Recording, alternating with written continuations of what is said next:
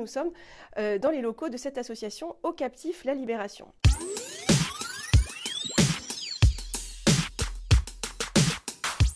Je suis avec Thierry Deslauriers, donc voilà, il est là. Bonsoir Thierry.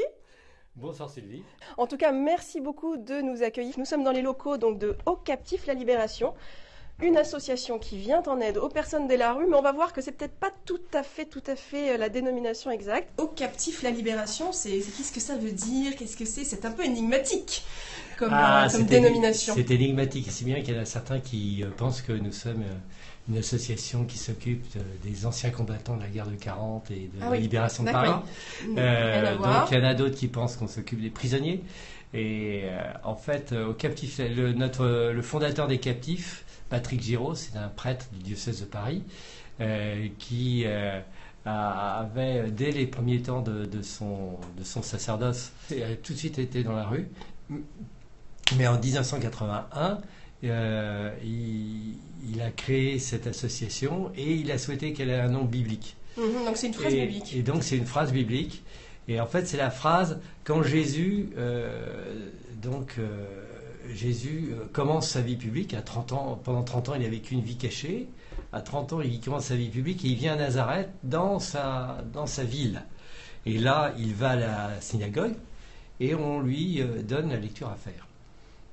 Cette lecture qu'on lui donne à faire, c'est un passage d'Isaïe dans lequel on dit que le Messie est envoyé pour annoncer la bonne nouvelle aux pauvres, aux captifs la libération et rendre la vue aux aveugles. Et donc Patrick a choisi ce nom de Aux Captifs la Libération pour dire nous on a envie d'aller vers les personnes de la rue pour les aider à se libérer de leur captivité de la rue, qu'elle soit l'alcool, la drogue, la prostitution. Et puis très très vite, 2-3 ans après, on s'est aperçu que les captifs, quand on parle des captifs, on parle de l'association tout entière, on parle des salariés, on parle des bénévoles, finalement, et on parle des gens de la rue. Captifs, et finalement, nous sommes tous captifs. Et Patrick aimait beaucoup ça, parce qu'il dit, voilà, il y en a qui sont captifs de leur confort, de leur canapé, dont on ne sait pas sortir pour aller vers les autres. Et puis les autres, ils sont captifs des choses qui les gardent dans la rue. D'accord. Ce père Patrick, j'ai l'impression qu'il n'est plus de ce monde.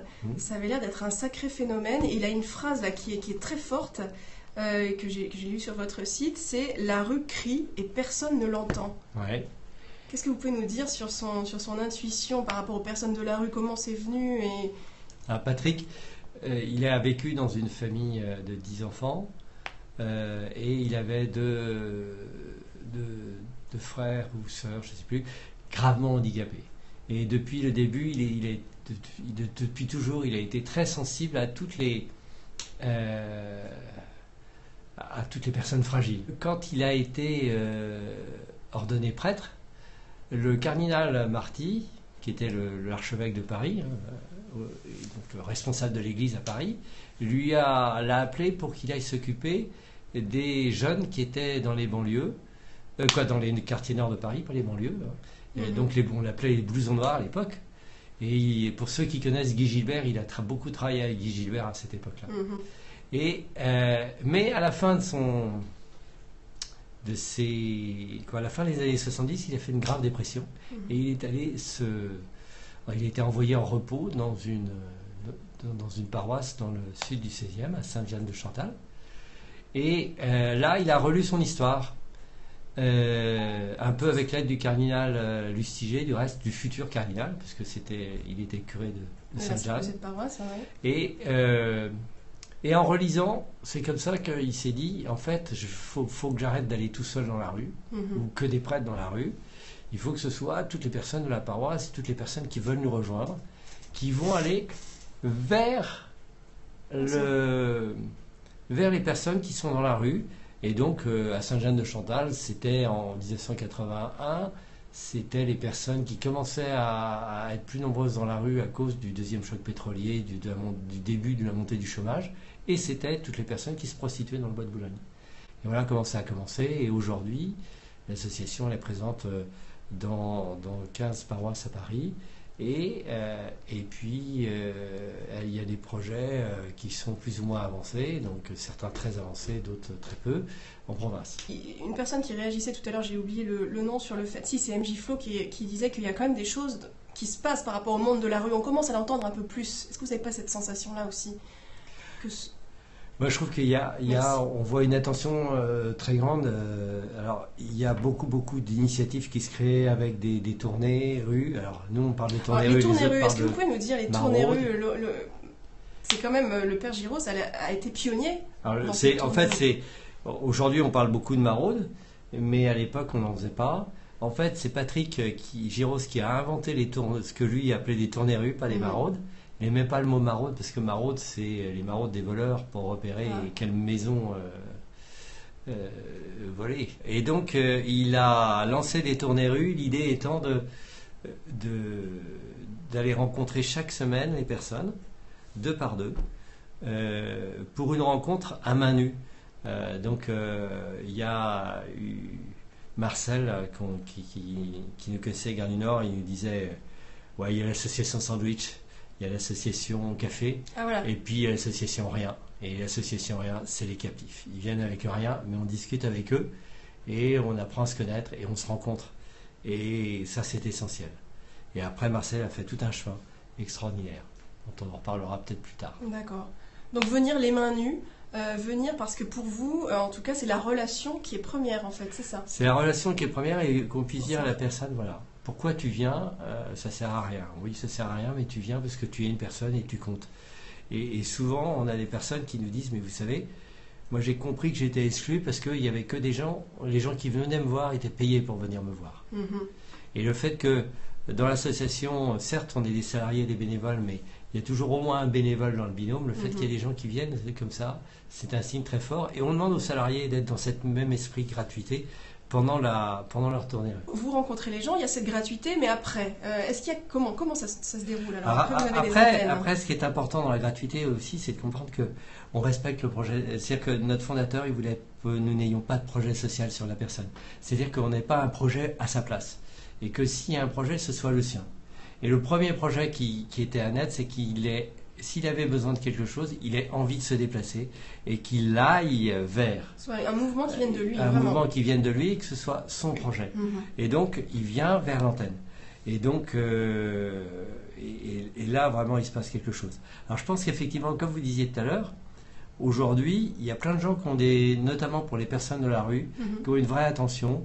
Et on a quelque chose qui se développe de manière significative. On voit plein d'initiatives un petit peu partout. Sur Périscope notamment. Alors, il y a des besoins de coordination.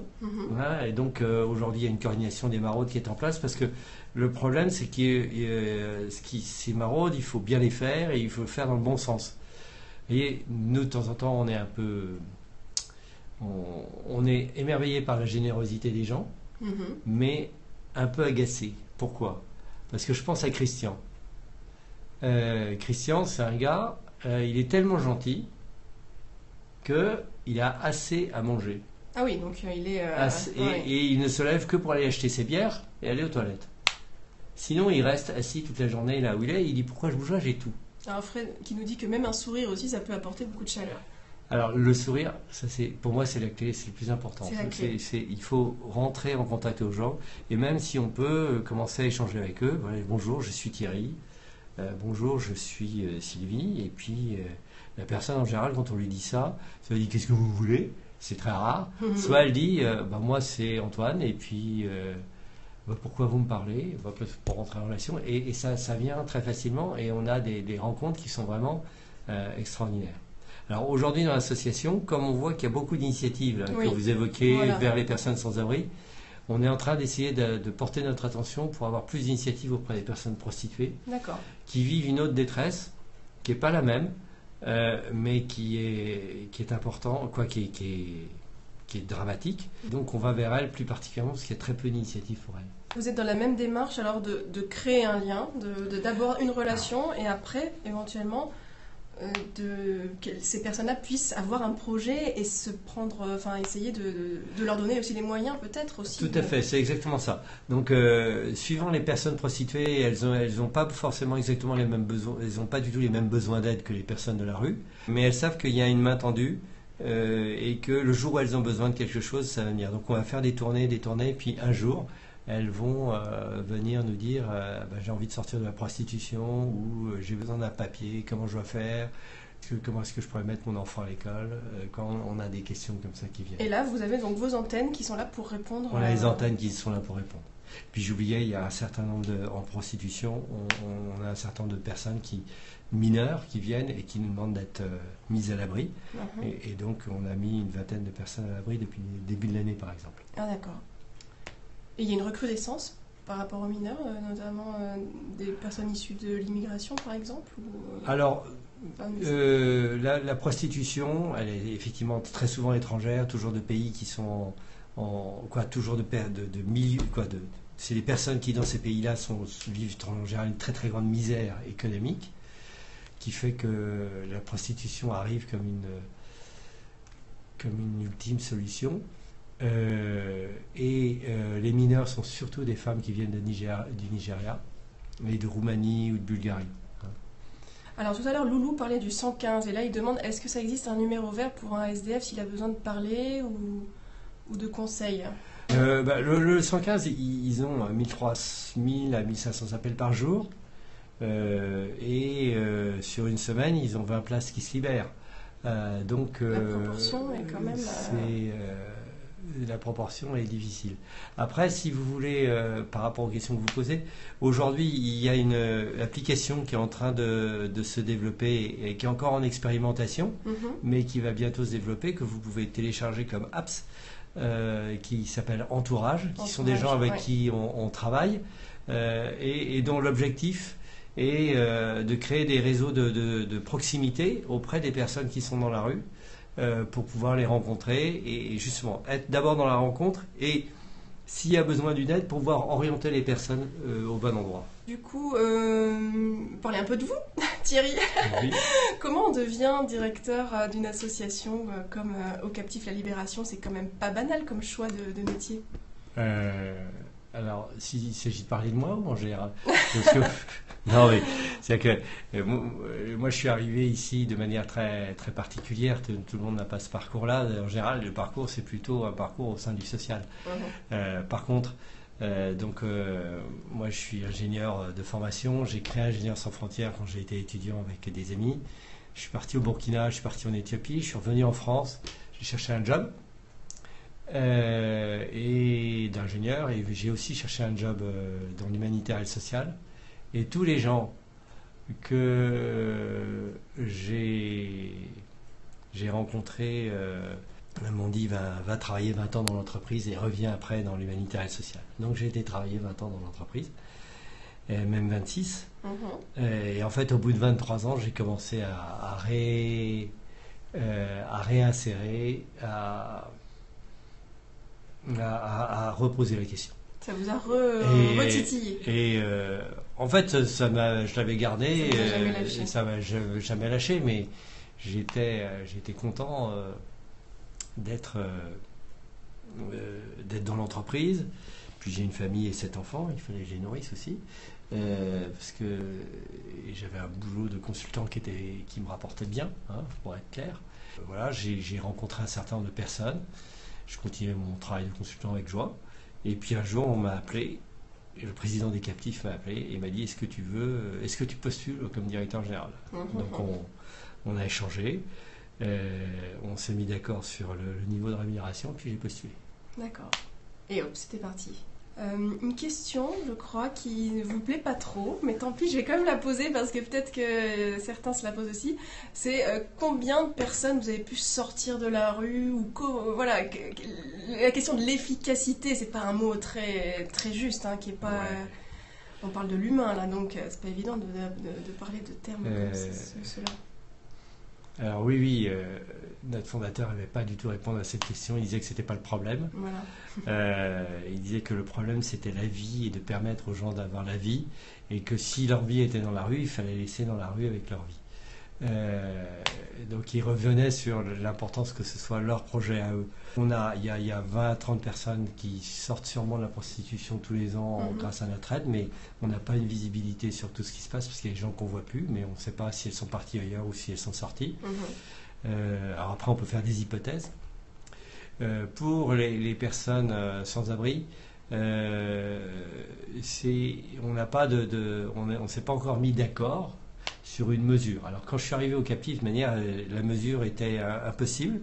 Donc on est en train de la développer peu à peu, mais je pense qu'il y a, je dirais, 200 personnes qui ont accès à un hébergement chaque année grâce au travail qu'on fait, à minima. Quand même, ouais. Après, il y en a qui retrouvent un boulot, mais c'est très très rare. C'est-à-dire que quand on est sans abri et qu'on cherche un boulot, c'est un petit peu comme si on demande à quelqu'un de monter avec un fauteuil de handicapé dans le métro aux heures de pointe. C'est quand même un vrai parcours du combattant, mais je pense à Loïc qui a eu un long parcours de rue, qui était alcoolique, qui est sorti de l'alcool, qui a passé 2-3 ans dans notre centre d'hébergement où on a des personnes qui vivent en colocation solidaire avec les personnes de la rue, les bénévoles. Et qui aujourd'hui a sa chambre et a un travail comme homme il prépare les salles dans un patronage. D'accord. Donc on a des beaux parcours. Tout à l'heure, Loulou, je crois c'est Loulou qui nous disait, ou Fred, non c'était Fred qui nous disait que certains font le choix de rester dans la rue. Ça arrive aussi. Oui, mais c'est-à-dire que c'est à nuancer. C'est-à-dire qu'on voit là, il y a les paroisses qui accompagnent et qui font de l'accueil de personnes pendant l'hiver. On accompagne ces personnes tout particulièrement. Et on voit qu'il y en a 2 tiers qui nous demandent une continuité d'hébergement. Si on trouve une solution d'hébergement après, ils prennent. D'accord. On trouve en général pour la moitié. Et puis, il y en a 1 tiers qui dit non, on ne veut pas. Mais alors, quand on leur dit pourquoi vous ne voulez pas, elles ne veulent pas parce qu'elles disent dans les centres d'hébergement, je vais me retrouver avec des personnes qui sont alcooliques, qui foutent le bras. Et donc, on est un peu dans un cercle vicieux, ou bien elles savent qu'il n'y a pas assez de place, et donc elles ne veulent pas une fausse promesse, et donc elles ont leur organisation dehors, et elles veulent rester dans cette organisation dehors. Mais c'est difficile de dire que c'est un choix de rester. C'est pas vraiment, c'est un choix par défaut. C'est un choix compte tenu de la situation. Après, on a des personnes qui sont malades de psy à la rue. On a 35% de malades de psy à la rue. Et là, effectivement, elles ont pu construire un discours qui justifie leur présence à la rue. Mais dans le fond, quand on travaille avec elles, c'est pas le cas. Ces personnes-là, finalement, ces personnes de la rue, merci le vautour, est-ce que finalement, elles ne sont pas le reflet du dysfonctionnement de notre société? Donc finalement, si on les met à l'écart, est-ce qu'elles ne viennent pas nous titiller pour nous dire, regarde cette société, est-ce qu'il n'y a pas une forme d'échec à travers? Peut-être t'as regardé le site, toi. Si, mais ça, c'était le constat de Patrick Giros. Et il disait, voilà, les personnes qui sont dans la rue, elles crient le dysfonctionnement de la société. Parce que pourquoi est-ce qu'elles sont dans la rue? Elles sont dans la rue parce que soit... alors, pour certaines, il y a une volonté de dire voilà, c'est la société qui est là, c'est une société de merde. Et donc, je m'en extrais. Mais c'est surtout, la plupart se sont retrouvés exclus sans le chercher. Et cette exclusion, c'est la société qui le provoque. Et c'est pour ça que Patrick ne voulait pas qu'on ait de projet social pour la personne, parce que si on va lui proposer un projet social de la société qui existe aujourd'hui. C'est ça, donc finalement, on va l'emmener dans un tourniquet, on va lui dire attends, et puis il va être exclu, et c'est ce qu'on voit. Et donc il faut vraiment qu'on puisse retransformer la société à partir de leurs paroles, à partir de ce qu'ils proposent. Alors il y a plein de choses qui se font maintenant sur la prise en compte de la vie des personnes, mais on pourrait aller beaucoup beaucoup plus loin. Est-ce qu'on peut dire que c'est un égoïsme de refuser de voir la société telle qu'elle est, quoi?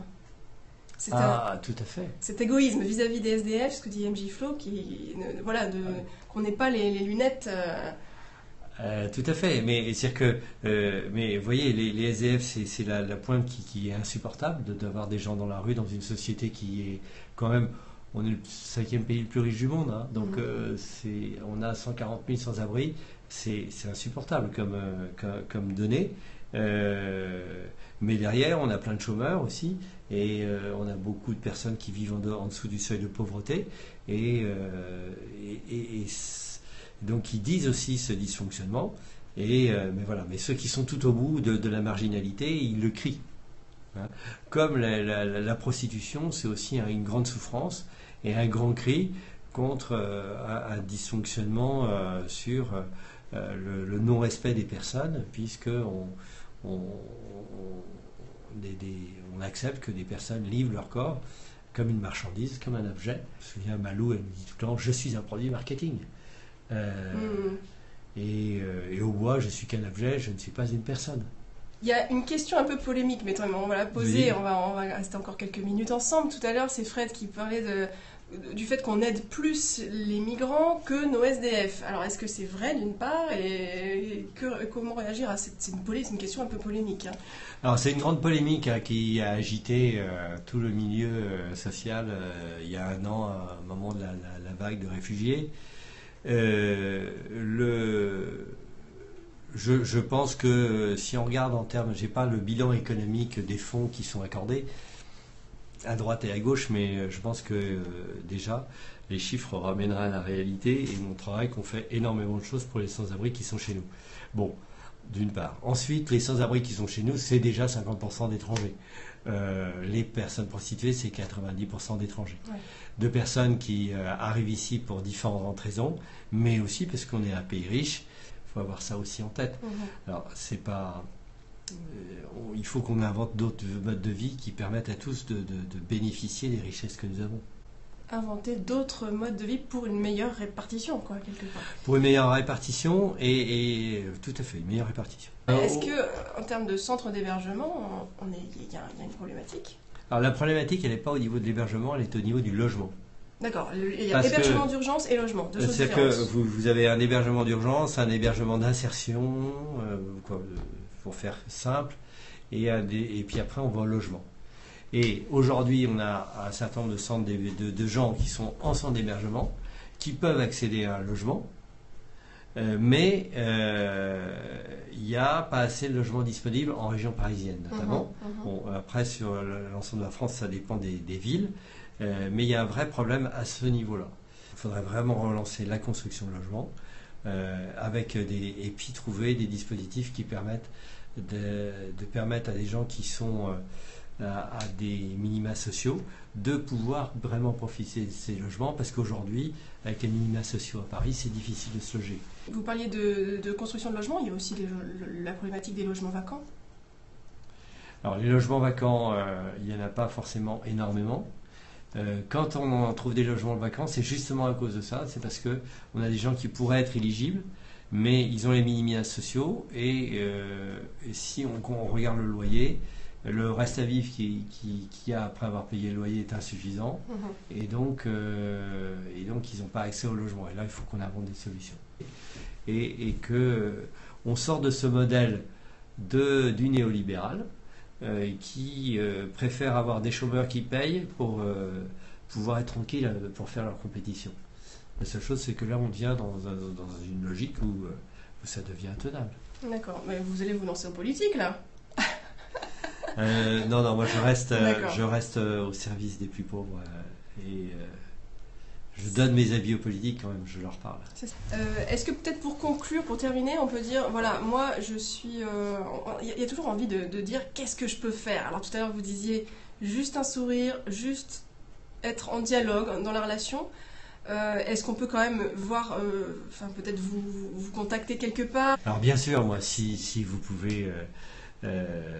venir comme bénévole dans l'association, je suis très heureux. Vous venez si vous voulez faire un gros don à l'association ou un tout petit don, je suis très preneur. Donc ça c'est évident. Après, si vous voulez travailler et faire quelque chose pour les personnes que vous voyez en bas de chez vous, oui, concrètement, je pense que ce qui est important, c'est de nouer une relation, de ne pas hésiter a changé. Le site de l'association, c'est www.captif au pluriel.fr. Voilà. Et là, vous verrez, il y a un logo bénévole et un logo don. Alors après, je crois que l'idée, c'est de pouvoir échanger, de dire bonjour, de sourire. Alors on ne peut pas le faire avec tout le monde, mais faites-le avec les personnes que vous croisez le plus souvent. Et alors après, surtout, si vous voyez qu'il y a besoin d'une aide, j'ai envie de dire, tournez-vous vers les gens qui savent. Ne faites jamais ça tout seul. Je me souviens d'un couple qui avait abrité chez eux une personne il faisait très froid et ils dormaient en bas de leur immeuble et ils l'avaient abrité pour 3 jours dans leur chambre de bonne qui était au dernier étage. Et cette personne, ça faisait déjà du coup 3 ans qu'elle était chez là. Ah oui. Et ils s'en occupaient remarquablement, mais il n'y avait que 2. Et ils étaient épuisés. Ils partaient plus en week-end, ils partaient plus en vacances. Et ils étaient épuisés. Et c'est dommage parce qu'ils auraient pu faire la même chose, mais ils auraient trouvé avec une dizaine d'autres personnes. Et comme ça, ils se seraient relayés. Ils n'auraient pas eu leur pauvre. Ça aurait été ensemble. Et puis le jour où ils sont fatigués, ils peuvent passer le relais à d'autres. C'est très important de voir que cet appui-là, il faut le faire vraiment de manière collective. Voilà. Peut-être que nous allons conclure cet entretien. Est-ce que vous vouliez rajouter une dernière chose ou Voilà, non.